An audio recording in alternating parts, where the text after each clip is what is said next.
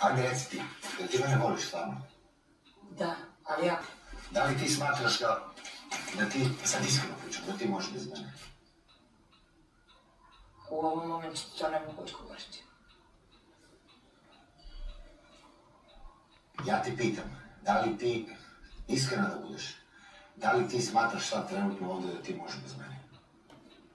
Vjerovatno sutra prekstra da me pitaš, bi ti rekla da ne mogu bez tebe. Odgovor je ne. A da li misliš da je to inače što radi? Da se u stvari volimo i da radi tih nekih svađa sve više i više pravimo neke loše postupke?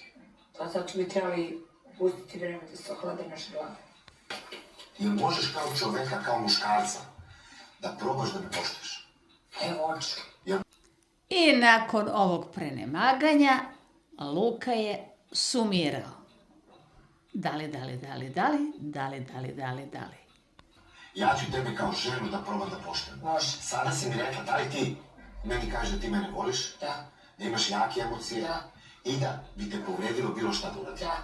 Nemoj da mi namećeš ništa. Ako imam potrebu, da, u prolazu, ako Anita kaže gde ćeš, da joj kažem idem u kuhinju. Nemoj da misliš da flirtujem. Može. Sada si mi rekla, da li ti meni kažeš da ti mene voliš? Da. Da imaš jake emocije? Da. I da bi te povredilo bilo šta da uradim? Da. Meni kažeš da ti mene voliš? Da. Da imaš jake emocije? Da. I da bi te povredilo bilo šta da uradim? Da. Da li ti meni kažeš da ti mene voliš? Da. Da imaš jake emocije? Da. I da bi te povredilo bilo šta da uradim? Da. Ti meni kažeš da ti mene voliš? Da. Da imaš jake emocije? Da. I da bi te povredilo bilo šta da uradim? Da.